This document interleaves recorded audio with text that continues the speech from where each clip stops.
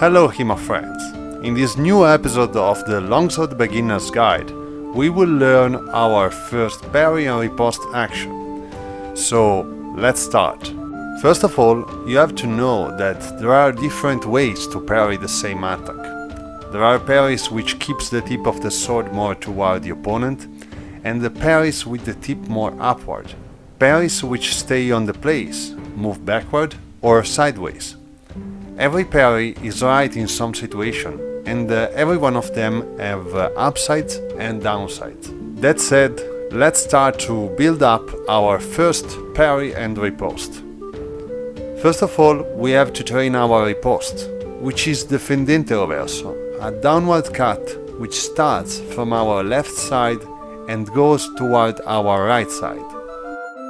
We will start to throw it from our donna sinistra guard, which is perfect to achieve this goal. Keep your right foot forward and throw your reverso cut. End your cut in front of your right hip with the tip of your sword pointing forward. Always use your whole body to throw the cut, and also use your feet to accompany the movement.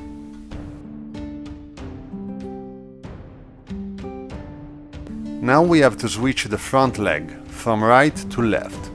Here is where your body mechanics will help you more. Use your hips and your feet to help the cut land properly.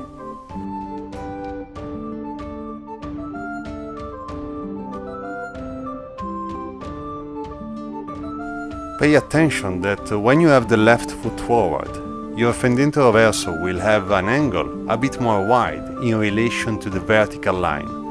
So don't worry if it happens to be slightly different from before. Now we will execute the same cut from our frontale position. We will end in a similar position when we will parry the opponent attack in the next exercises, so it is crucial to recreate the same situation. So, reach your frontale position, then throw your fendente reverso.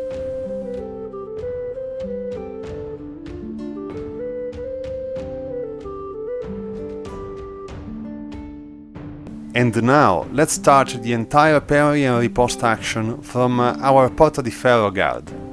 Porta di ferro in Italian means iron door, and it's a guard which have a good balance between offense and defense. This is also why it is my favorite guard.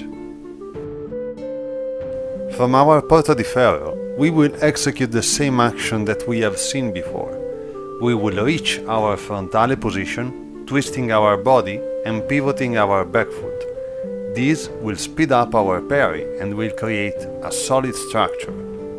Then we will release the strong position reached by our body during the parry to speed up our reverso cut. Again, we will end our cut in front of our right hip.